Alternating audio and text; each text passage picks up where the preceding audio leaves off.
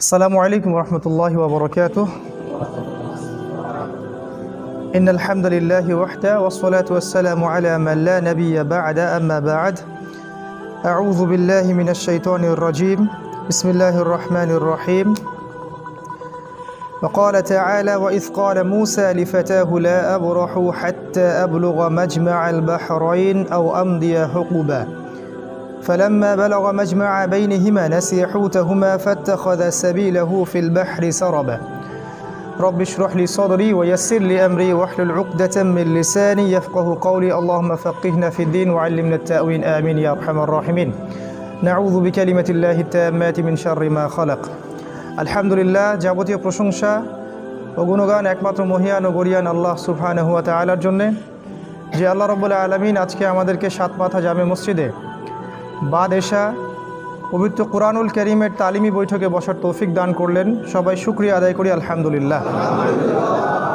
দরুদ এবং সালাত বর্ষিত হোক মহান আল্লাহ প্রেরিত সর্বশেষ এবং চূড়ান্ত নবী মানবতার মুক্তির দূত মুহাম্মদুর রাসূলুল্লাহ সাল্লাল্লাহু আলাইহি ওয়াসাল্লামের প্রতি। আল্লাহুম্মা সাল্লি আলাইহি আল্লাহুম্মা বারিক আলাইহি। সর্বপ্রথম প্রশ্ন হচ্ছে, আপনারা কেমন আছেন? আলহামদুলিল্লাহ, আলহামদুলিল্লাহ, আল্লাহ পাক ভালো রেখেছেন। আলহামদুলিল্লাহি আলা কুল্লি হাল ওয়া ফি কুল্লি মাকান। আজকে আমাদের কোরআনী তালিমি বৈঠকের তৃতীয় লেসন। এর আগে আমি এখানে দুটো আলোচনা করেছিলাম। প্রথমবার কথা হয়েছিল সূরাতুল আসরের উপর, এবং গত মাসে কথা হয়েছিল সূরা ফালাক এবং সূরা নাসের উপরে। আপনাদের হয়তো মনে আছে, আর যারা আসেননি তাদের জন্য আজকে নতুন। তো আজকেও ইনশাআল্লাহ কোরআনের একটা অংশ থেকে আমি কথা বলবো ইনশাআল্লাহ। আমি সর্বোচ্চ সময় নেব আপনাদের কাছে আধা ঘন্টা। অনেক বেশি হয়ে গেল? আধা ঘন্টা সময় লাগবে। তো এই সময়টুকু আমার অনুরোধ থাকবে, আপনারা মোবাইল ফোনগুলোকে সাইলেন্ট রাখবেন এবং আলোচনাটা একটু মনোযোগ দিয়ে শোনার চেষ্টা করবেন ইনশাআল্লাহ। আল্লাহ পাক আপনাদের প্রত্যেকে নেক হায়াতে এবং হালাল রিজিকে বারাকা দান করুন এবং জ্ঞান অনুযায়ী আমল করার তৌফিক আল্লাহ পাক দান করুন, আল্লাহুম্মা আমিন। আজকে আমি কথা বলতে চাই আল কোরআনুল কারীমের একটা সূরা সম্পর্কে। এই সূরাটার নাম সূরাতুল কাহফ। আর সূরাতুল কাহফ এমন একটা সূরা, যেই সূরাকে রাসূল সাল্লাল্লাহু আলাইহি ওয়াসাল্লাম স্পেশালি শেষ জামানার সাথে সম্পর্কিত করেছেন। আল্লাহ রাসূল অন্য কোনো সূরাকে শেষ জামানার সাথে সম্পর্কিত করেননি, শুধুমাত্র সূরা কাহফ ব্যতীত। কিভাবে? রাসূলুল্লাহ সাল্লাল্লাহু আলাইহি ওয়াসাল্লাম বলেছেন, শেষ জামানার সবচেয়ে বড় ফিতনা বা পরীক্ষা হচ্ছে দাজ্জালের ফিতনা। শেষ জামানার সবচেয়ে বড় ফিতনা হচ্ছে দাজ্জালের ফিতনা। তবে যে ব্যক্তি সূরাতুল কাহফ প্রতি জুমায় তেলাওয়াত করবে এবং যে ব্যক্তি সূরা কাহফের প্রথম 10 আয়াত মুখস্থ করবে, কোনো বর্ণনায় আসছে শেষ 10 আয়াত মুখস্থ করবে, সে ব্যক্তি দাজ্জালের ফিতনা থেকেও বেঁচে থাকবে। দাজ্জালের ফিতনা কেন বড় ফিতনা? আল্লাহ রাসূল বলেছেন, এমন কোনো নবী নাই যিনি তার কওমকে দাজ্জালের ফিতনা সম্পর্কে সতর্ক করেননি। এমনকি নূহ আলাইহিস সালামও তার কওমকে দাজ্জাল সম্পর্কে সতর্ক করেছিলেন। তিনি বলেছেন যে এমন কোনো নবী নাই যিনি তার কওমকে দাজ্জাল সম্পর্কে সতর্ক করেননি। এমনকি নবী নূহ আলাইহিস সালাম পর্যন্ত তার কওমকে দাজ্জালের ফিতনা সম্পর্কে সতর্ক করেছেন। রাসূল সাল্লাল্লাহু আলাইহি ওয়াসাল্লাম বলছেন, আমি অতিরিক্ত একটা কথা বলতে চাই, সেটা হলো দাজ্জাল এক চোখে অন্ধ, কিন্তু তোমাদের আল্লাহ অন্ধ নন। দাজ্জালের ফিতনা কেন বড়? আল্লাহ রাসূল বলেছেন, শেষ জামানায় সে জেরুজালেম থেকে বের হবে একজন ইহুদি যুবকের বেশে।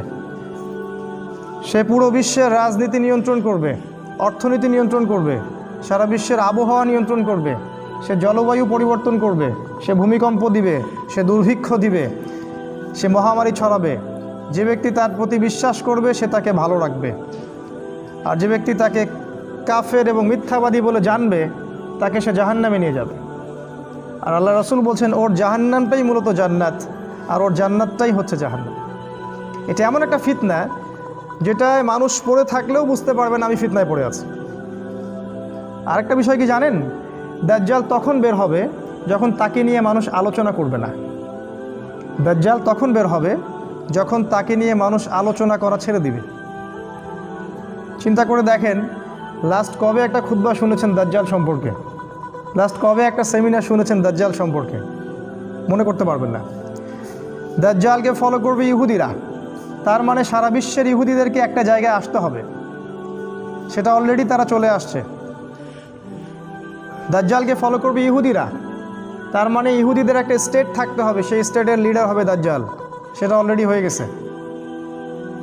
দাজ্জাল তখন আসবে যখন জেরুজালেম থেকে সারা বিশ্বের সব কিছু নিয়ন্ত্রণ করা হবে। এখন সারা বিশ্বের সব কিছু ওখান থেকেই নিয়ন্ত্রণ করা হচ্ছে, আর আমরা হালুয়া রুটি সেমাই খাচ্ছি আর বাসায় ঘুমাচ্ছি। এগুলো নিয়ে আমাদের কোনো চিন্তা নাই, মাথা ব্যথা নাই। সাধারণ মানুষের দোষ না, দোষটা আমাদের মতো মানুষদের, যারা ইসলামের সবচেয়ে ইম্পর্টেন্ট জিনিসগুলোকে উপস্থাপন করতে ব্যর্থ হচ্ছে। সূরাতুল কাহফ, এই সম্পর্কে রাসূল সাল্লাল্লাহু আলাইহি ওয়াসাল্লাম বলেছেন, এটা এমন একটা সূরা যে সূরা আপনাকে দাজ্জালের ফিতনা থেকে নিরাপদে রাখবে। কিন্তু কেন, কিভাবে, সেটা খুব শর্ট করে যদি বলি, সূরা কাহফের মধ্যে এমন কিছু আছে, সূরা কাহফের ভিতরে এমন কিছু আছে যেটা আপনাকে দাজ্জালকে চিনতে সাহায্য করবে। আপনি চিনতে পারবেন কোনটা দাজ্জাল, কোনটা দাজ্জালের দল, কোনটা দাজ্জালের সভ্যতা, এটা আপনি চিনতে পারবেন। তারপরেই কিন্তু আপনি ওখান থেকে বেঁচে থাকতে পারবেন, তার আগে নয়। সূরা কাহফে এমন কিছু আছে যেটা আপনার বাহ্যিক দৃষ্টির সাথে সাথে হৃদয়ের দৃষ্টিটা খুলে দিবে। তখন আপনি চিনতে পারবেন, এমন কিছু দেখতে পারবেন যেটা সবাই দেখতে পারবে না। আপনি এমন কিছু বুঝবেন যেটা সবাই বুঝবে না। সূরা কাহফে এমন কিছু আছে যার ফলে আপনি এমন পদক্ষেপ গ্রহণ করতে পারবেন যার ফলে আপনি দাজ্জালের ফিতনা থেকেও নিরাপদ রাখতে পারবেন নিজেকে, নিজের পরিবারকে এবং সমাজকে। এই হলো সূরাতুল কাহফ। সূরা কাহফ পবিত্র কোরআনুল কারীমের 18 নম্বর সূরা। এই সূরার একটা ফজিলত আছে, সেটা হলো যে ব্যক্তি জুমার দিনে সূরা কাহফ তিলাওয়াত করবে, জুমার দিনে সূরা কাহফ তিলাওয়াত করবে, সেই ব্যক্তির এক জুমা থেকে আরেক জুমা পর্যন্ত এই জীবনটা আল্লাহ পাক নূর দিয়ে ভরে দিবেন। নূর কি? নূর হচ্ছে এমন আলো যে আলো দিয়ে আপনি বিশ্বকে দেখবেন যেটা সবাই দেখতে পারবে না। একজন মানুষ পিএইচডি করে আসলেও তার ভিতরে নূর থাকে না। একজন মানুষ অক্সফোর্ড থেকে পড়ে আসলেও তার ভিতরে নূর থাকে না। নূর অন্য জিনিস, যেটা দিয়ে আপনি বিশ্বকে দেখতে পারবেন, যেটা অন্যরা দেখতে পারবে না। সূরা কাহফের ফজিলত আরও আছে। একদিন একজন সাহাবী সূরা কাহফ তিলাওয়াত করছিলেন এবং তার ঘোড়া বা গাধাটা চিৎকার করছিল। তিনি সকালবেলা রাসূলের কাছে গিয়ে জিজ্ঞাসা করলেন, ইয়া রাসূলুল্লাহ, আমি সারা রাত সূরা কাহফ তিলাওয়াত করেছিলাম আর আমার বাহন বা গাধাটা খুব চিল্লাচিল্লি করছিল, কেন, ঘটনাটা কি? আল্লাহ রাসূল বললেন, তোমার তিলাওয়াতের শব্দ শুনে, সূরা কাহফের তিলাওয়াত শুনে মালায়েকা বা ফেরেশতারা তোমার কাছে এসেছিল এবং এই ফেরেশতাদেরকে দেখতে পেয়েছিল তোমার ওই গাধা বা ঘোড়া, দেখেই সে চিৎকার করছিল। তিনি আরও বলেছেন সাল্লাল্লাহু আলাইহি ওয়াসাল্লাম, সূরাতুল কাহফ কিয়ামতের দিন তার পাঠকারীর পক্ষে সুপারিশ করবে। সূরা কাহফ কিয়ামতের দিন তার পাঠকারীর পক্ষে নূর বা আলো দিবে এবং তার পক্ষ নিয়ে সুপারিশ করবে। সূরা কাহফের মধ্যে মূলত 4টা গল্প আছে, 4টা গল্প।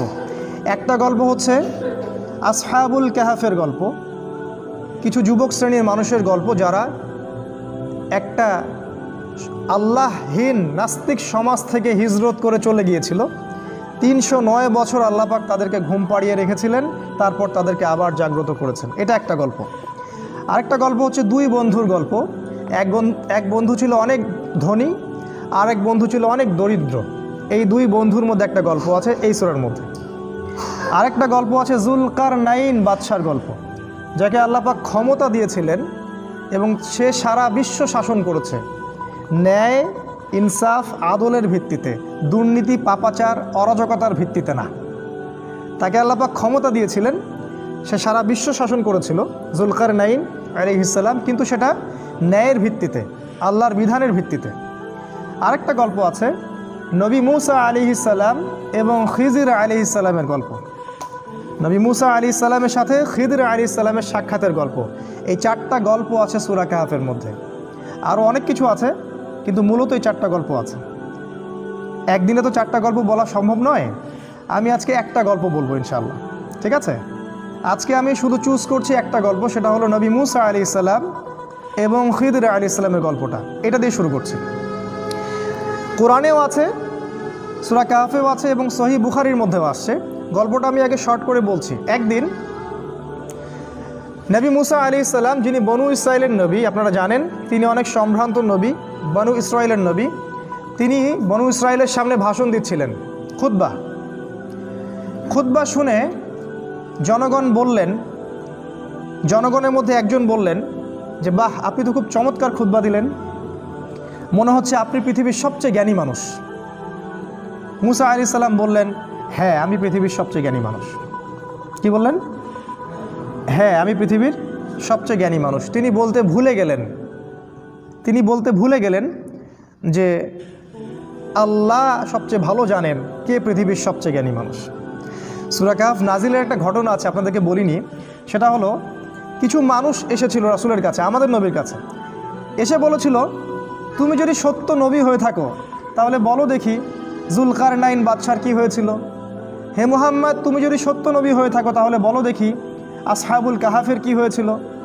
হে মুহাম্মদ, তুমি সত্য নবী হয়ে থাকলে বলো দেখি রূহ কাকে বলে। 3টা প্রশ্ন করেছিল। জুলকারনাইন বাদশার কি হয়েছিল, আসহাবুল কাহাফের কি হয়েছিল, আর রূহ আত্মা কাকে বলে। আমাদের নবী মুহাম্মদ সাল্লাল্লাহু আলাইহি ওয়াসাল্লাম বলেছিলেন, আগামীকালকে এসো আমি বলে দিব। কি বলেছিলেন? আগামীকালকে এসো আমি বলে দিব। ওহি আসা বন্ধ হয়ে গেল। 3 মাস 4 মাস 6 মাস কোনো ওহি আসে না।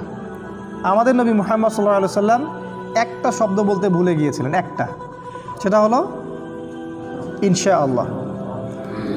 এরপরে এই সূরার প্রথম যে আয়াতটা নাজিল হয়, ওয়ালা তাকুলান্না লিশাইইন, হে নবী 23 এবং 24 নম্বর আয়াত, কখনো বলবেন না, কখনো কোনো কিছু বলবেন না, ইন্নী ফাইলুন যালিকা গাদান, আমি আগামীকাল কিছু করব, ইল্লা ইনশাআল্লাহ, ইনশাআল্লাহ বলা ব্যতীত। এটা প্রথমে নাজিল হলো, তারপরে এই প্রশ্ন 3টার উত্তর আল্লাহ পাক জানিয়ে দিলেন, তার আগে জানিয়ে দেননি। ঠিক একইভাবে মুসা আলাইহিস সালাম একটা ভুল করে বসলেন। তিনি বললেন, আমি পৃথিবীর সবচেয়ে জ্ঞানী মানুষ। আল্লাহ রাব্বুল আলামিন নবীদের ছোট ছোট ভুল ধরে ফেলেন, আল্লাহ পাক ধরে ফেলে বললেন, না মুসা, তুমি পৃথিবীর সবচেয়ে জ্ঞানী মানুষ নও, তুমি পৃথিবীর সবচেয়ে জ্ঞানী মানুষ নও। আমার একজন বান্দা আছে যাকে তুমি পাবে 2 সাগরের মিলনস্থলে, আমার সেই বান্দা তোমার চেয়ে অনেক বেশি জ্ঞানী। মুসা আলাইহিস সালাম এটা শোনা মাত্রই ওই বান্দার সাথে দেখা করার জন্য উদ্গ্রীব হয়ে উঠলেন। তিনি আল্লাহকে বললেন, আমি তার সাথে দেখা করতে চাই। আল্লাহ পাক বললেন, তুমি একটা ঝুড়ি নাও, এই ঝুড়ির মধ্যে কিছু মাছ নিবে, মৃত মাছ, এবং সাথে একজন সহযোগী নাও, নিয়ে সফর করো। যখন ওই 2 সাগরের মিলনস্থল পেয়ে যাবে, ওই জায়গায় দেখবে যে আমার সেই বান্দা বসে আছে। মুসা আলাইহিস সালাম সফর করলেন, তার সাথে একজন যুবককে নিলেন, যুবকের নাম হচ্ছে ইউশা বিন নুন। একটা ঝুড়ি নিলেন, সেখানে মাছ রাখলেন।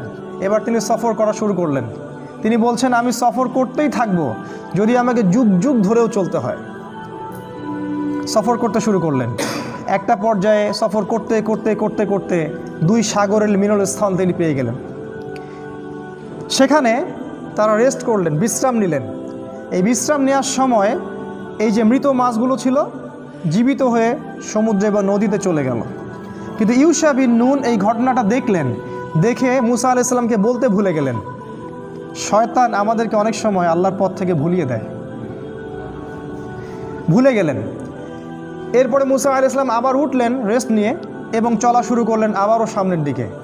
এবার চলতে চলতে উনি খুব ক্লান্ত হয়ে পড়লেন। এতক্ষণ পর্যন্ত কিন্তু তিনি ক্লান্ত বোধ করছিলেন না। মাছটা যেই সমুদ্রের নদীতে চলে গেল, এবার তিনি অন্য পথ যাচ্ছেন, ভুল পথে, এবং ক্লান্ত হয়ে যাচ্ছেন। তার মানে জীবনে চলার পথে আপনার পথ যদি ভুল হয়, আপনি খুব সহজে ক্লান্ত হয়ে যাবেন। আর আপনার পথ যদি হয় আল্লাহ এবং তার রাসূলের পথে, আপনি সহজে ক্লান্ত হবেন না। আপনার ভিতরে সবসময় চিরযৌবন কাজ করবে। যাই হোক, তিনি ক্লান্ত হয়ে গেলেন এবং ইউশা বিন নুনকে বললেন, নাস্তা নিয়ে আসো, মাছগুলোকে নিয়ে আসো, আমি খুব ক্ষুধার্ত। তখন ইউশা বিন নুনের খেয়াল হলো যে মাছ তো চলে গেছে নদীতে। তিনি বললেন, মাছ তো চলে গেছে নদীতে, আমি তো আপনাকে বলতে ভুলে গিয়েছিলাম। তখন বললেন মুসা আলাইহিস সালাম, তুমি এটা কি করেছো? ওইটাই তো সেই জায়গা, যে জায়গার সন্ধান আমরা করছিলাম। তারা আবার ফেরত আসলেন, এসে দেখলেন দুই সাগরের মিলনস্থলে একটা সাখরা বলে আরবিকে একটা পাথর বা রক, শিলাখণ্ড, এর উপরে একজন ব্যক্তি বসে আছেন। মুসা আলাইহিস সালাম তাকে সালাম দিলেন, বললেন আসসালামু আলাইকুম। খিদির আলাইহিস সালাম বললেন ওয়ালাইকুম আসসালাম। এই জনমানব শূন্য জায়গায় কে সালাম দিচ্ছে? তখন মুসা আলাইহিস সালাম বললেন আমি মুসা। খিদির আলাইহিস সালাম বললেন কোন মুসা? বনি ইসরাইলের মুসা। কোন মুসা? বনি ইসরাইলের মুসা। তার মানে খিদির আলাইহিস সালাম বনু ইসরাইলের ব্যক্তি নন। খিদির আলাইহিস সালাম ইহুদি খ্রিস্টানদের কেউ নন, তিনি বনু ইসরাইলের মধ্যে কেউ নন। সালাম দেয়া হলো। মুসা আলাইহিস সালাম বললেন আমি কি আপনার সাথে এই শর্তে থাকতে পারি যে আল্লাহ পাক আপনাকে যে জ্ঞান শিক্ষা দিয়েছেন সেখান থেকে আপনি আমাকে কিছু শেখাবেন? ওস্তাদের সোহবত। এবার খিদির আলাইহিস সালাম বললেন, অ্যান্সারটার দিকে খেয়াল করেন, খিদির আলাইহিস সালাম বললেন ইন্নাকা লান তাস্তাতিআ মাইয়া সাবরা। মুসা তুমি আমার সাথে ধৈর্য ধরতে পারবে না। কি বললেন? মুসা তুমি আমার সাথে ধৈর্য ধরতে পারবে না। কারণ খিদির আলাইহিস সালাম শেষ পর্যন্ত জানেন যে কি হবে। গল্পের শেষে আমরা তাই দেখব, মুসা আলাইহিস সালাম ধৈর্য ধরতে পারেননি, কিন্তু মুসা আলাইহিস সালাম বললেন ইনশাআল্লাহ আমি ধৈর্য ধরব, আমাকে আপনি সাথে নেন, ইনশাআল্লাহ আমি ধৈর্য ধরব। খিদির আলাইহিস সালাম ইনশাআল্লাহকে সম্মান করলেন এবং মুসা আলাইহিস সালামকে সাথে নিলেন, কিন্তু বললেন তুমি আমার সাথে সফর করো, কিন্তু আমাকে কোনো প্রশ্ন করতে পারবে না, একটা প্রশ্নও করা যাবে না, আমি কি করব না করব কোনো বিষয়ে কোনো প্রশ্ন করা যাবে না। মুসা আলাইহিস সালাম বললেন ঠিক আছে। এবার তারা চলতে শুরু করলেন। এবার ঘটনা শুরু। চলতে চলতে চলতে চলতে একটা নদী আসে। এবার তারা নদী পার হবেন, কিন্তু কোনো টাকা পয়সা সাথে নাই। খিদির আলাইহিস সালামকে ওই মাঝিরা চিনত। সেই মাঝিরা তাকে বলল আপনি নৌকায় ওঠেন, টাকা পয়সা লাগবে না। খিদির আলাইহিস সালাম মুসা আলাইহিস সালামকে নিয়ে নৌকায় উঠলেন। এবার নৌকা চলতে শুরু করলো। নৌকার পাতা টানের উপর একটা পাখি এসে বসলো। এই পাখিটা ওই নদী থেকে একটু পানি খেয়ে চলে গেল। এই দৃশ্যটা দেখে খিদির আলাইহিস সালাম বললেন হে মুসা, এই যে পাখিটা যতটুকু পানি এই নদী থেকে খেয়ে চলে গেল, ওই অতটুকু পানি হচ্ছে তোমার আর আমার জ্ঞান। আর এই যে নদীর যত পানি দেখছো এগুলো হচ্ছে আল্লাহর জ্ঞান। আল্লাহর জ্ঞানের তুলনায় মানুষের জ্ঞান এতটুকু সামান্য, যতটুকু ওই যে পাখিটা যতটুকু পানি খেয়ে গেছে অতটুকু। যাই হোক, নৌকা চলতে থাকলো। এক পর্যায়ে একটা ঘটনা ঘটলো যে খিদির আলাইহিস সালাম একটা কুড়াল নিলেন। কুড়াল নিয়ে নৌকার যে পাতা টান নিচে একটা ফুটা করে দিলেন। এবার এই দৃশ্য দেখে মুসা আলাইহিস সালাম বললেন আপনি এটা কী করলেন? যারা বিনা পয়সায় আমাদেরকে সফর করালো, আমাদের উপকার করলো, ওই বেচারা গরিব মানুষের এই একমাত্র সহায় সম্বল নৌকাটা আপনি ফুটা করে দিলেন। আপনি তো লাকাদ জিতা শাইআন ইমরা, আপনি তো বিশাল একটা ভয়ঙ্কর কাজ করলেন, গুনার কাজ করলেন আপনি একটা। তখন খিদির আলাইহিস সালাম বললেন আলাম আকুল ইন্নাকা লান তাস্তাতিআ মাইয়া সাবরা।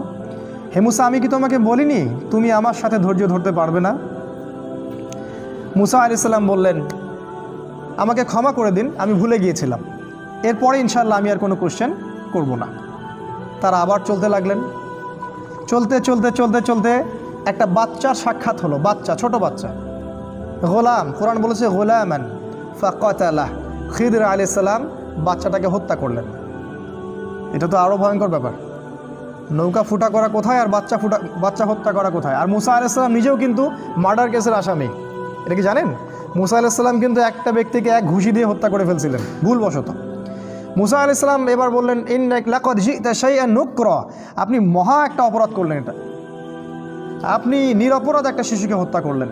খিদির আলাইহিস সালাম বললেন আলাম আকুল লাকা ইন্নাকা লান তাস্তাতিআ মাইয়া সাবরা, আমি কি তোমাকে বলিনি হে মুসা তুমি আমার সাথে ধৈর্য ধরতে পারবে না? এবার মুসা আলাইহিস সালাম সর্বশেষ অজুহাত দিলেন, দিয়ে বললেন আমি যদি আর একটা কোশ্চেন করি তাহলে আমাকে আর সাথে নিয়েন না, এবার লাস্ট চান্স, আর একটাও কোশ্চেন করবো না ইনশাআল্লাহ। তারা আবার চলতে লাগলেন। চলতে চলতে একটা গ্রাম আসলো। সেই গ্রামের মানুষগুলো ছিল একটু আমাদের নিউ ইয়র্কের মানুষের মতো আর কি, অনেকটা আমাদের এখন ঢাকা শহরের মতো। মেহমানদারি করতে চায় না, মেহমান আসলে বিরক্ত হয়। তারা মেহমানদারি করতে চাইল না। তারা মুসা এবং খিদিরকে কোনো খাবারও দিল না, কোনো পানিও দিল না, সামান্যতম সৌজন্য বোধটুকু তারা দেখালো না। কিন্তু খিদির আলাইহিস সালাম দেখলেন ওই গ্রামের একটা বাড়ির দেয়াল ধসে পড়ে আছে, একটা দেয়াল পড়ে গেছে। খিদির আলাইহিস সালাম নিজে কষ্ট করে এই পুরো দেয়ালটা তৈরি করলেন, ইট পাথর যা যা লাগে তাই দিয়ে তিনি দেয়ালটা তৈরি করলেন। তৈরি করে আবার সেটাকে নতুন জায়গায় রিপ্লেস করলেন। এই দৃশ্যটা দেখে মুসা আলাইহিস সালাম বললেন, আপনি চাইলে তো কিছু পারিশ্রমিক নিতে পারতেন, এত কষ্ট করলেন, ওরা আমাদেরকে খাবারও দিল না, পানিও দিল না, আপনি ওদের কাজ করে দিলেন, একটু তো সামান্য নাস্তার টাকা নিতে পারতেন। খিদির আলাইহিস সালাম বললেন, হ্যাঁ দা ফিরাকু বাইনি ওয়া বাইনিক, এই হলো তোমার আর আমার ফেরক, রাস্তা আলাদা, এখন যাও, তুমি চুক্তি ভঙ্গ করছো 3 বার, রাস্তা আলাদা। আমাদের নবী মুহাম্মদ সাল্লাল্লাহু আলাইহি ওয়াসাল্লাম বলেছিলেন এক হাদিসে, যদি মুসা আলাইহিস সালাম ওই দিন প্রশ্নগুলো না করতেন তাহলে অনেক কিছু শেখা যাইত। যাই হোক, 3টা শর্ত লঙ্ঘন হলো, মুসা আলাইহিস সালামকে তিনি আর সাথে রাখলেন না, তবে বললেন তুমি চলে যাও, কিন্তু যাওয়ার আগে আমি তোমাকে 3টা এই যে ঘটনা ঘটলো এর তাউইল বা ব্যাখ্যা, ইন্টারপ্রিটেশন তোমাকে আমি জানাই দেবো আমি কেন করেছি। তিনি বললেন, ওই যে প্রথম নৌকাটা আমি ফুটে এই জন্য করেছি যে কারণ ওই নৌকার পিছনে ছিল একটা জলদস্যুর দল। ওই জলদস্যুর দল যদি এই নৌকাটাকে দেখতো, নৌকাটা খুব ভালো সুন্দর, তাহলে সেই নৌকাটা তারা হাইজ্যাক করত। আমি নৌকাটা ফুটা করে দিয়েছি, এই ত্রুটিযুক্ত নৌকাটা তারা আর নিবে না, তারা ত্রুটিযুক্ত কোনো নৌকা নিবে না, নষ্ট নৌকা তারা নিবে না। যদি নৌকাটা ভালো থাকতো তাহলে ওরা ওই গরিব মাঝির শেষ সম্বলটুকু ছিনিয়ে নিয়ে চলে যেত। তোমার কাছে মনে হয়েছে আমি ক্ষতি করেছি, কিন্তু আমি পরোক্ষভাবে ওর উপকার করেছি, সেটা তুমি সবর করতে পারোনি। আর দ্বিতীয় যে বাচ্চাটাকে আমি হত্যা করেছিলাম, আমি এই জন্য হত্যা করেছিলাম যে আল্লাহ আমাকে জানিয়ে দিয়েছিলেন এই বাচ্চাটা যখন বড় হতো সে অনেক বড় একটা কাফের হতো, এবং সে নিজেও কুফরি করত, অন্যদেরকে কুফরিতে আহ্বান করত, এমনকি তার বাবা মাকেও সে কাফের বানিয়ে ছাড়ত। আল্লাহ পাক আমাকে আদেশ করেছিলেন, তাই আমি তাকে হত্যা করেছি। আর আল্লাহ পাক এই বাচ্চার বদৌলতে ওই বাবা মাকে আরও ভালো ভালো সন্তান সন্ততি দিবেন। এই হলো দ্বিতীয় প্রশ্নের উত্তর।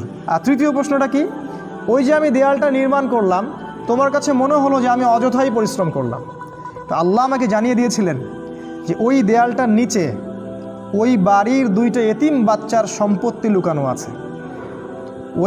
ওই বাড়ির 2টা এতিম বাচ্চার সম্পত্তি ওই দেয়ালের নিচে লুকানো আছে, গুপ্তধন। আল্লাহ পাক চাইলেন আমি দেয়ালটা নির্মাণ করে দেই, ওই বাচ্চারা যখন বড় হবে তখন তারা এই সম্পত্তিটা পাবে। আর দেয়াল যদি নির্মাণ না করতাম তাহলে অন্যেরা ওর সম্পত্তি লুট করে নিয়ে যেত, তারা ভোগ করতে পারতো না। এই হলো 3টা ঘটনার তাউইল, যে ব্যাপারে তুমি সবর করতে পারোনি। আমাদের কাছে এখন মনে হচ্ছে যে গল্পটা খুব সাধারণ। এখন খুব সংক্ষিপ্ত সময়ে 5 থেকে 10 মিনিটের মধ্যে আমি আপনাদেরকে কিছু শিক্ষা বলছি এই গল্প থেকে, খুব ভালো করে খেয়াল করেন, এটা মনোযোগ দেন। গল্প তো একটা গল্পই, এই গল্পটা বাচ্চাদেরকেও বলা যায়, কিন্তু এর মধ্যে শিক্ষা অনেক আছে। 1 নাম্বার শিক্ষা, আমি 10টা শিক্ষা বলবো ইনশাআল্লাহ, আপনারাও আরও বের করতে পারবেন, কারণ কোরআন তো ক্রমশই জ্ঞান দিবে আপনাকে। আমার ক্ষুদ্র জ্ঞানে আমি 10টা বুঝতে পারছি। 1 নাম্বার জ্ঞান। আমি বলেছি এই সূরাটা হচ্ছে শেষ জামানার সূরা।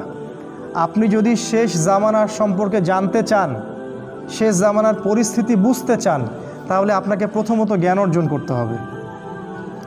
জ্ঞান সেটাই যেটা আপনাকে আল্লাহর দিকে নিয়ে আসবে, জ্ঞান সেটা নয় যা আপনাকে আল্লাহ থেকে দূরে সরিয়ে নিয়ে যায়। কীরকম জ্ঞান? এমন জ্ঞান অর্জন করতে হবে যা দিয়ে আপনি বিশ্বকে চ্যালেঞ্জ করতে পারেন। যেমন আপনাকে কোরআন শিখতে হবে, হাদিস শিখতে হবে, ইসলামের ইতিহাস জানতে হবে, ফিকহ পড়তে হবে, আপনাকে রাসূল সাল্লাল্লাহু আলাইহি ওয়াসাল্লামের জীবনী পড়তে হবে, বিশ্বের পরিস্থিতি সম্পর্কে বুঝতে হবে, অর্থনীতি জানতে হবে, রাজনৈতিক বিষয়গুলো পড়তে হবে, স্পেশালি শেষ জামানার বিশ্বের কোথায় কী হচ্ছে এই বিষয়গুলো চোখ কান খোলা রাখতে হবে। এরকম জ্ঞান যদি আপনি অর্জন করেন তখন গিয়ে আপনি শেষ জামানাকে চ্যালেঞ্জ করতে পারবেন, তার আগে নয়। এজন্যই আমাদের মতো যারা দাড়ি টুপি নিয়ে ঘুরি, আমাদেরকে সবাই আন্ডারস্টিমেট করে, হুজুর আবার কি জানে, মোল্লা মুন্সির দৌড় তো মসজিদ পর্যন্ত। আর যারা কোরআন হাদিস কিছুই জানে না, ওদের দৌড় একদম রাষ্ট্র পর্যন্ত। এই আকাশ পাতাল পার্থক্যটা হলো কিভাবে? জ্ঞানের কারণে। কারণ আমরা পরিপূর্ণ জ্ঞান অর্জন করতে পারিনি। শিক্ষা নাম্বার 1, জ্ঞান অর্জন করতে হবে। নাম্বার 2, 2 নম্বর হচ্ছে ফাওকা কুল্লি যী ইলমিন আলিম, প্রত্যেক জ্ঞানীর উপরেই আছে মহাজ্ঞান, প্রত্যেক জ্ঞানীর উপরেই আছে মহাজ্ঞানী বা আরও জ্ঞান। তাই জ্ঞান যেন কখনো আমাদেরকে অহংকারী না করে, এইরকম বোধ তৈরি না করে যে আমি সবচেয়ে বেশি জানি, ও আর কি জানে, আমরাই সবচেয়ে সহি পথ, ওরা তো ভুল পথ, আমি হকের উপর আছি, এরা তো বাতিল, আমি জান্নাতে যাব, এই দল তো জাহান্নামে যাবে, আমি সবচেয়ে বেশি জানি, এই মোল্লা মুন্সিরা কি জানে। এই যে অ্যারোগেন্ট, উদ্ধত, অহংকারী আচরণ, এটা করা যাবে না। কারণ এটা করার কারণে আল্লাহ পাক মুসা আলাইহিস সালামকে ধরলেন, তুমি সবচেয়ে বেশি জানো না, তোমার চেয়ে আরেকজন বেশি জানে। তাই সবসময় খেয়াল রাখা, জ্ঞান যেন আমাকে বিনয়ী করে, আমাকে অহংকারী না করে। মনে রাখা যে আমার চেয়ে অনেক জ্ঞানী মানুষ পৃথিবীতে আছে। তাই সবার মাঝের ভালোটুকুকে খোলা মনে গ্রহণ করতে হবে, আর সবার খারাপটাকে ছেড়ে দিতে হবে। নাম্বার 3, জ্ঞানের জন্য মুসা আলাইহিস সালাম কষ্ট করেছেন, সফর করেছেন, অনেক দূর সফর করেছেন। উনি বলেছেন আমি প্রয়োজনে লা আবরাহু হাত্তা আবলুগা মাজমাআল বাহরাইন আও আমদিয়া হুকুবা। মুসা আলাইহিস সালাম বলেছিলেন এই কথাটা, আমি জ্ঞানের জন্য সফর করব যদি আমাকে হুকবা পর্যন্ত সফর করতে হয়। হুকবা শব্দটা শুনেছেন কোথাও?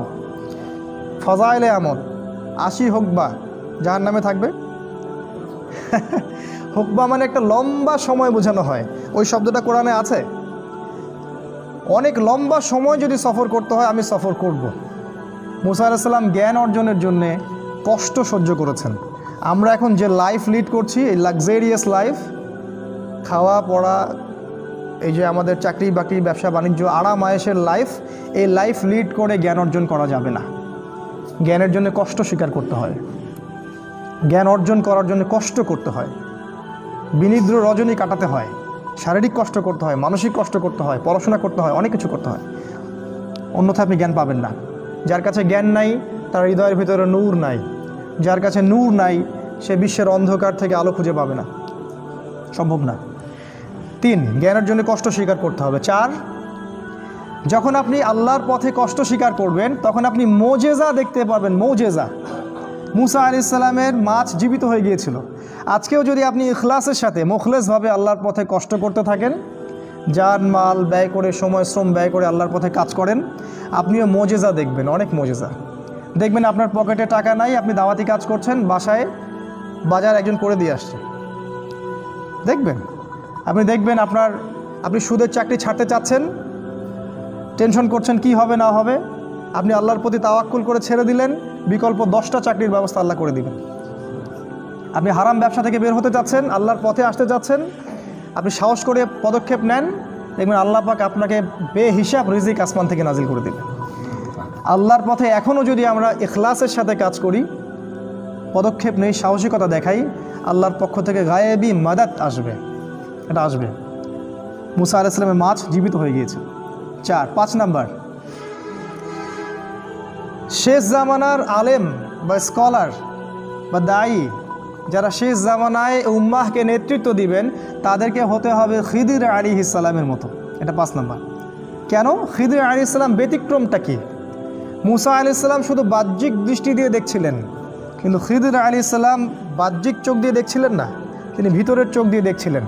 এই 2টা চোখ দিয়ে যখন তিনি দেখছিলেন, তখন তিনি দূর পর্যন্ত দেখতে পাচ্ছেন কি হতে যাচ্ছে সামনে। শেষ জামানার স্কলারদেরকে হতে হবে এরকম, মাজমাউল বাহরাইন, এক্সটার্নাল নলেজের সাথে ইন্টারনাল অবজারভেশন থাকতে হবে, তখন গিয়ে তারা এই ওয়ার্ল্ডকে চ্যালেঞ্জ করতে পারবে, তার আগে নয়। আর খিদির আলাইহিস সালাম পাথরের উপর বসেছিলেন। শেষ জামানার স্কলারদের চরিত্র হবে পাথরের মতো, ডান দিক থেকে বাতাস আসলে বাম দিকে ফতোয়া দিবে, আর বাম দিক থেকে বাতাস আসলে ডান দিকে ফতোয়া দিবে, এরকম চরিত্র শেষ জামানার আলেমদের হওয়া উচিত নয়। তাদের চরিত্র হবে রক স্টিল, সত্যের উপর দৃঢ় থাকবে, যে কোনো অবস্থায়, যে কোনো সিচুয়েশনে তারা সত্যের সাথে আপোষ করবে না। এরকম হবে আখিরুজ্জামানের আলেম স্কলার। খিদির শব্দের অর্থ হচ্ছে শ্যামল, সবুজ। খিদির মানে শ্যামল বা সবুজ। আল্লাহর নবী মুহাম্মদ সাল্লাল্লাহু আলাইহি ওয়াসাল্লাম বলেছেন, খিদির আলাইহিস সালাম যখনই কোনো জনমানব শূন্য জায়গায়, একটা বিরান জায়গায় যেতেন, সেই জায়গাটা সবুজ হয়ে যেত। কিভাবে সবুজ হতো? তার ওই জ্ঞানের কারণে তিনি অজ্ঞতার অন্ধকার দূর করে জগৎটাকে সবুজ করে ফেলতেন, শ্যামল করে ফেলতেন জ্ঞান দিয়ে। খিদির আলাইহিস সালামের কাছে দুই ধরনের জ্ঞান ছিল, বাহ্যিক জ্ঞান, অন্তর্নিহিত, যেটাকে আমরা মারিফতি জ্ঞান বলি, আধ্যাত্মিক জ্ঞান বলি, এই দুইটাই ছিল। এই দুইটা যখন একসাথে হবে তখন আপনি এই বিশ্বকে বুঝতে পারবেন, তার আগে নয়। শেষ জামানায় আমাদেরকে হতে হবে খিদিরের মতো। 6 নম্বর হচ্ছে ওই যে নৌকা ফুটা হলো, এখানে একটা শিক্ষা আছে। কখনো কখনো, ভালো করে শোনেন, কখনো কখনো বৃহত্তর স্বার্থে ক্ষুদ্রতর স্বার্থ বিসর্জন দিতে হয়। কখনো কখনো বৃহত্তর স্বার্থে ক্ষুদ্রতর স্বার্থকে বিসর্জন দিতে হয়। নৌকাটাকে বাঁচানোর জন্য উনি নৌকাটা ফুটা করেছেন। আজকে আমরা ছাড় দিতে চাই না, তাই না? আজকে আমাদের ছাড় দেওয়ার মানসিকতা নাই। উম্মার আজকে যে অবস্থা, এই বৃহত্তর স্বার্থে, উম্মার ঐক্যের এই বৃহত্তর স্বার্থে আমাদেরকে ক্ষুদ্রতর স্বার্থগুলো আজকে বিসর্জন দিতে শিখতে হবে। এটা এই গল্পের মধ্যে আছে। এগুলো নিয়ে ভাবার সময় তো আমাদের নাই। জীবনে এমন অনেক সিচুয়েশন দাঁড়াবে যখন আপনার কাছে মনে হবে দুইটার মধ্যে আপনি কোনটা বাছাই করবেন। তখন যেটা বেশি ইম্পর্টেন্ট সেটাতে ফোকাস করেন, যেটা কম ইম্পর্টেন্ট সেটাকে ছেড়ে দেন। এটা 6। 7 নম্বর, বাচ্চাকে হত্যা করা হয়েছে। এটা ইন্ডিকেট করে শেষ জামানায় এমন কিছু প্রজন্ম তৈরি হবে, শেষ জামানায় এমন কিছু প্রজন্ম তৈরি হবে যারা নিজেরাও হবে নাস্তিক, কাফের এবং মোরতাদ, এবং তারা সমাজকে, রাষ্ট্রকে এবং পিতামাতাকে পর্যন্ত কাফের বানাবে। আপনারা কি এরকম প্রজন্ম দেখতে পারেন? যদি আপনাদের দুই চোখ থাকে তাহলে দেখতে পারবেন। এখন সারা দেশ শুধু না, সারা বিশ্বের মধ্যে এমন সব প্রজন্ম তৈরি হচ্ছে যারা জানে না আল্লাহকে, যারা জানে না নবীর কয়টা নাম, যারা জানে না কোরআনে কয়টা সূরা আছে, যারা জানে না নবীজির স্ত্রীদের নাম কি, যারা জানে না নবীর সিরাত কি জিনিস, কালিমা কাকে বলে, সলাতের ফরজ কয়টা, ওয়াজিব কয়টা, ওজুর ফরজ কয়টা, ওয়াজিব কয়টা, কিছুই জানে না। এরকম প্রজন্ম নাই। এই পুরো এডুকেশন সিস্টেমটাই দাজ্জাল তৈরি করেছে, যার মধ্য দিয়ে এমন প্রজন্ম তৈরি করা হচ্ছে যেগুলো আল্লাহ থেকে দিন দিন নিজেরাও দূরে সরছে এবং পিতা মাতা, ভাই বোন, সমাজ, পরিবার, রাষ্ট্র সবাইকে গডলেস বানাচ্ছে, আল্লাহহীন বানাচ্ছে। এবং যারা ওদের ভুলগুলোকে ধরিয়ে দিচ্ছে তাদেরকে ওরা বলছে সন্ত্রাসী, মৌলবাদী, সেকেলে, উগ্র, মৌলবী, মুন্সি, এগুলো কথা বলছে। আর সমস্ত শক্তি তাদের হাতে, পলিটিক্যাল পাওয়ার তাদের হাতে, ইকোনমিক পাওয়ার তাদের হাতে, মিডিয়া ওদের হাতে, টেকনোলজি ওদের হাতে, অস্ত্র ওদের হাতে। আপনি কিছু বলতেও পারবেন না, বেশি বললে সমস্যা আছে। তো শেষ জামানে এমন কিছু প্রজন্ম তৈরি হবে যারা এইরকম হবে। যদি খিদির আলাইহিস সালাম এখন বেঁচে থাকতেন, এই প্রজন্মের সবগুলো বাচ্চাকে তিনি হত্যা করতেন। ইয়েস। আর আপনার সন্তানও যদি এরকম হয় তাহলে আপনাকেও ডিসিশন নিতে হবে, আপনি কি করবেন। ভালো করে খেয়াল করে দেখেন, সারা জীবন প্রচুর পরিশ্রম করছেন আপনারা, আমরা আমাদের সন্তানকে মানুষ করার জন্যে। সে কি হচ্ছে দিন শেষে সেটা আপনি ভালো করে চিন্তা করেন। সে কি আল্লাহ তার রসুল ইসলামের পতাকা বহন করছে? সে কি উমরের মতো হচ্ছে, খালেদ বিন ওয়ালিদের মতো হচ্ছে, হুজাইফা, আবু বকরের মতো হচ্ছে? সে কার মতো হচ্ছে? সে কাকে রোল মডেল মনে করছে? এই বাচ্চা যদি আল্লাহর পথে না আসে, কিয়ামতের মাঠে ইয়াউমা ইয়াফিরুল মারউ মিন আখিহি ওয়া উম্মিহি ওয়া আবিহি, এই বাচ্চা কিয়ামতের মাঠে আপনাকে আপনার চেহারার মধ্যে পাড়া দিবে, দিয়ে চলে যাবে। এগুলো নিয়ে ভাবেন, সময় এখনও আছে। 6, এমন প্রজন্ম তৈরি হবে যেগুলো আল্লাহদ্রোহী হবে, নাস্তিক হবে, মুরতাদ হবে, কাফের হবে। শুধু তাই না, তারা পিতা মাতাকে পর্যন্ত কুফরিতে নিয়ে যাবে। 7, ওই যে গ্রাম, সেই গ্রামের যে দেয়াল নির্মাণ করা হলো, এখানে দেখেন একটা জিনিস, তার বাবা মা হয়তো অনেক আগেই মারা গেছে। ওই এতিম বাচ্চার সম্পত্তিটা সে মাটির নিচে দাফন করে রাখছে। তার চেয়ে অনেক বছর পর হয়তো খিদির আলাইহিস সালাম আসছেন, এসে সেই দেয়ালটা আবার পুনর্নির্মাণ করেছেন। তার সম্পত্তি মাটির নিচে সুরক্ষিত আছে। আমার একটা প্রশ্ন, তার পিতামাতা কি দাফন করেছিলেন? ডলার, কাগজের টাকা, আমাদের সিলভারের পয়সা, কি দাফন করেছিলেন? কি এমন সম্পদ তিনি দাফন করলেন যেটা বছরের পর বছর, শতাব্দীর পর শতাব্দীও একই অবস্থায় থাকে, নষ্ট হয় না? এক্স্যাক্টলি, সেটা ছিল সোনার কয়েন দিনার আর রূপার কয়েন দিরহাম। আপনারা হয়তো জানেনও না, কেউ কখনো হয়তো বলেও নি, ইসলামে সব কিছুর যেমন সুন্না আছে, দাড়ি রাখা সুন্না, টাকনোর উপর কাপড় পরা সুন্না, সুন্নার উপর সুন্না, ইসলামের টাকারও একটা সুন্নাহ আছে। আমাদের নবীজি কি ডলার দিয়ে বেচাকেনা করতেন? কাগজের টাকা দিয়ে বেচাকেনা করতেন? আজকে যে মোজা পরি, কাপড়ের মোজাও পরা যায় না, চামড়ার মোজা পরতে হবে, কারণ নবীজি চামড়ার মোজা দিয়ে মাসাহ করেছেন, তাই না? মাসআলা আসতেছে। কেউ কখনো বলে না তাদেরকে নবীজি কি দিয়ে বেচাকেনা করতেন। আর কোরআন আমাদেরকে কি বলেছে, কোনটা ইসলামের কারেন্সি, কোনটা ইসলামের মুদ্রা, এটা কি কোরআনে নাই? আল্লাহ পাক কোরআনে সব কিছু নাজিল করেছেন বলেছেন। আল্লাহ পাক বলেছেন কোরআনে আমি সব নাজিল করেছি। তাহলে এটা কেন নাই? টাকার সুন্নাহ কোথায়? আল্লাহ পাক কোরআনে বলেছেন ইসলামের কারেন্সি বা মুদ্রা হচ্ছে দিনার, সোনার কয়েন, এবং দিরহাম, রৌপ্য মুদ্রা। স্বর্ণ মুদ্রা, রৌপ্য মুদ্রা, এই দুইটা হচ্ছে ইসলামের কারেন্সি।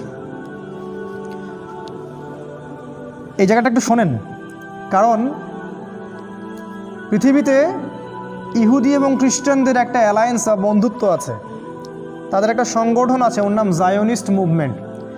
তারা 1944 সালে এই বিশ্ব থেকে সমস্ত সোনার কয়েন আর রূপার দিরহামটাকে হারাম করেছে। আর আল্লাহ যেটাকে হালাল করেছেন, কেউ যদি ওটাকে হারাম করে, এটাকে কি বলা হয়?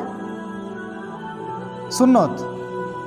আল্লাহ যেটাকে হারাম করেছেন, আল্লাহ যেটাকে হালাল করেছেন, কেউ যদি এটাকে হারাম করে, এটাকে কি বলা হয়? জানি না। এটাকে বলা হয় শিরক।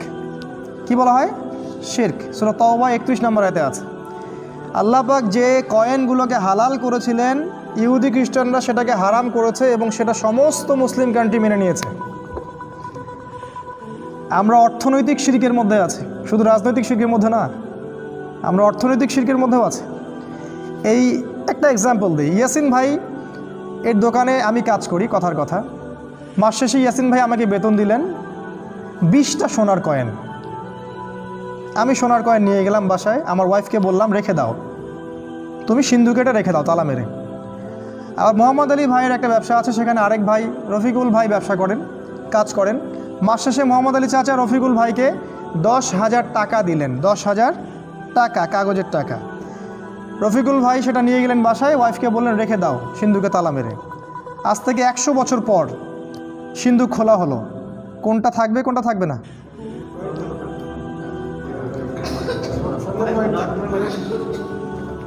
আমার যে পরিশ্রম ইয়াসিন ভাইয়ের দোকানে আমি করেছিলাম, সেই পরিশ্রমের মূল্য আমি 100 বছর পরেও পাবো। আর রফিক ভাই যে পরিশ্রম করেছেন মোহাম্মদ আলী চাচার দোকানে, সেই পরিশ্রমের মূল্য তিনি 10, 15, 20 বছর পরেও পাবেন না। শুধু তাই না, এটা নষ্ট হবে, শুধু তাই না, এর মানও কমে যাবে। মান কেমন করে কমবে? কারণ মান আমাদের হাতে নাই, মান আছে ওই জায়োনিস্টদের হাতে, ইহুদিদের হাতে, ওদের ব্যাংকিং সিস্টেমের হাতে। ওরা চাইলে আপনার দেশের মান বাড়াতে পারে, আপনার দেশের টাকার মান বাড়াতে পারে, চাইলে কমাতেও পারে। যখন কোনো রাষ্ট্র বলবে, যেমন মালয়েশিয়ার মতো যদি কোনো রাষ্ট্র বলে আমরা গোল্ড কয়েন এবং সিলভার কয়েন চালু করব, আমরা কোরআন সুন্নাহ মেনে চলবো, আল্লাহ রসুলকে মেনে চলবো, দেন ওদের টাকার মান তারা কমিয়ে দিবে, কারণ লাটাইয়ের সুতা ওদের হাতে। কিভাবে কমাবে? আমাদের চাচারা এখানে যারা আছেন, আজকে থেকে 20-30 বছর আগে 10 লাখ টাকা দিয়ে আপনারা কত শতক জমি কিনতে পারতেন? আজকে 30 বছর পর সেই 10 লাখ টাকা দিয়ে আপনি কত শতক জমি কিনতে পারেন? এই 10-30 বছর পরে কি হইল? টাকার মধ্যে সোনা ছিল, এটা চলে গেল না মান কমে গেল? কে কমালো এই মানটা? কখনো প্রশ্ন করি না, জানতেও চাই না কে এটা কমাইলো আমার টাকার মান। আমার টাকার মান সে কেন কমায়? এই অধিকারটাকে কে দিয়েছে? আমি কেন 83 টাকা দিয়ে $1 কিনবো? কেন ওর $1 আমি 83 টাকা দিয়ে কিনবো? এইভাবে তারা সারা বিশ্বের কোটি কোটি মানুষের সম্পদ লুট করেছে, কোটি কোটি মানুষের, বিশ্বের প্রত্যেকটা দেশকে তারা দাস বানিয়েছে এইভাবে। অথচ আমাদের স্কলার্স অফ ইসলাম এখানে হালুয়া রুটি খাচ্ছিলেন, শুয়ে বসে ঘুমাচ্ছিলেন, তাদের খালি মারামারি, হাত বাঁধা, রফুলিয়ে দেন কোথায় কি আমিন, এগুলো নিয়ে মৌলিক বিষয় নিয়ে কোনো মাথা ব্যথা নাই। এইটা হচ্ছে ইসলামের কারেন্সি, এটাই ইসলামের কারেন্সি, যেটা ওই বাচ্চার বাবা মাটির নিচে দাফন করে গিয়েছিলেন, যেটা শত শত বছর পরেও তারা তার রেজাল্ট পাইলেন। এটাকে বলা হয় সুন্নাহ মানি, যেটা এখন উঠে গেছে পৃথিবী থেকে। আল্লাহ পাক আমাদেরকে বোঝার তৌফিক দান করুন। উঠিয়েছে মূলত এরা, ইহুদি খ্রিস্টান অ্যালায়েন্স যারা, এবং এদের পিছনে আছে একজন মাস্টার মাইন্ড, তার নাম দাজ্জাল।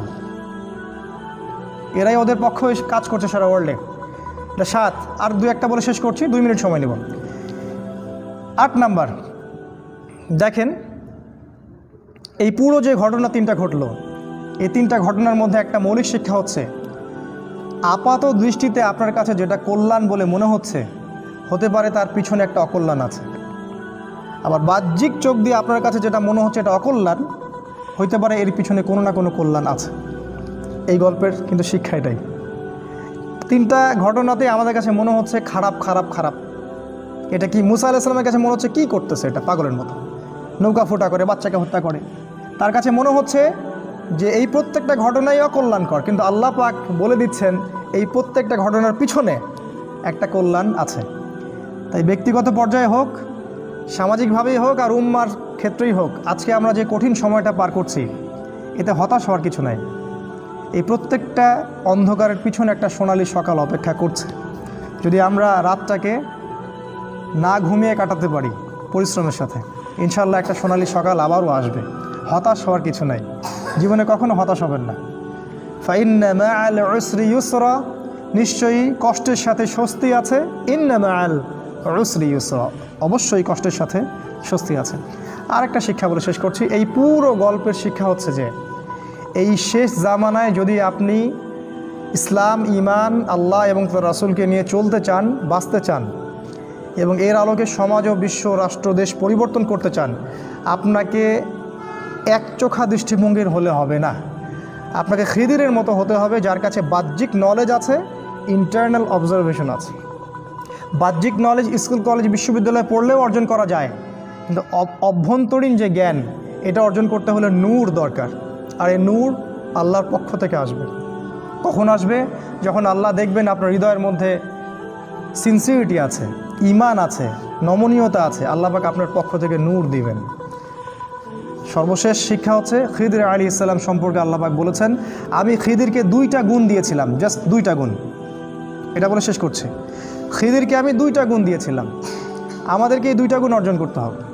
আল্লাহ পাক বলেছেন, আমি তাকে আমার পক্ষ থেকে রহমত দিয়েছিলাম, মানে সে মানুষের প্রতি খুব দয়ালু ছিল।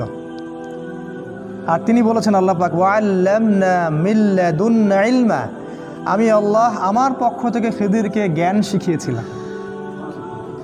তাই এই জামানায় খিদির আলাইহিস সালামের মতো হয়ে এই রাতের অন্ধকার দূর করে সোনালী সকাল আনতে হলে আমাদেরকে যেমন 2 চোখ দিয়ে দেখতে হবে, একই সাথে দয়ালু হতে হবে, এবং আল্লাহর পক্ষ থেকে যে জ্ঞানের উৎস, ওই উৎসের কাছে আপনাকে ফিরে আসতে হবে।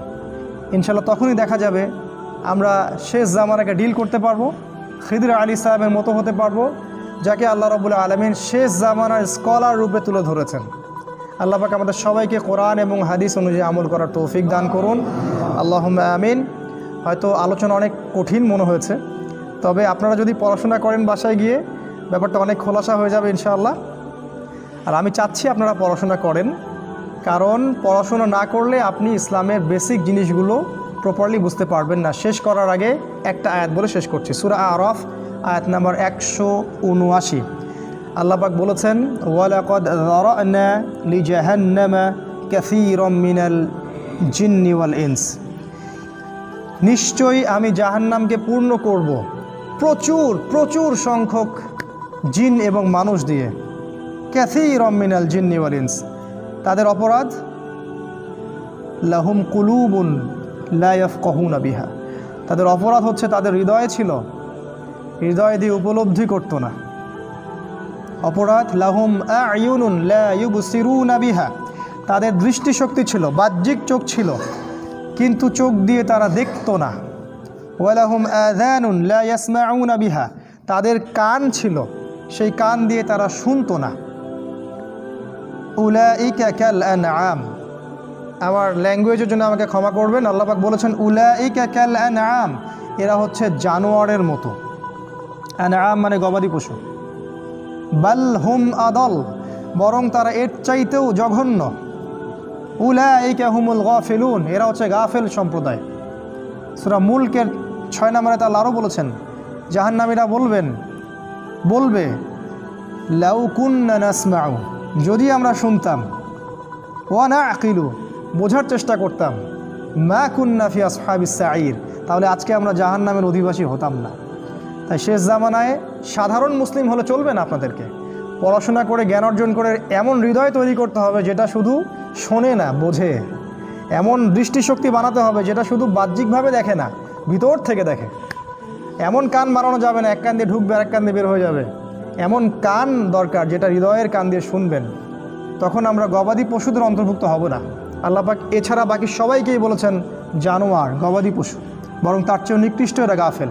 আল্লাহ পাক আমাদেরকে এই গাফেলতি থেকে হেফাজত করুন। আল্লাহুম্মা আমিন।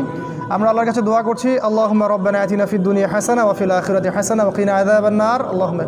আল্লাহুম্মা আইজিল ইসলাম ওয়াল মুসলিমিন ওয়া আযিল্লাশ শিরকা ওয়াল মুশরিকিন ওয়া দাম্মির আ'দা'আদ-দ্বীন ওয়ানসুর ইবাদাকাল মুমিনিন। আল্লাহুম্মা উরযুকনাল কুরআনাল আযীম ওয়া যায়্যিনা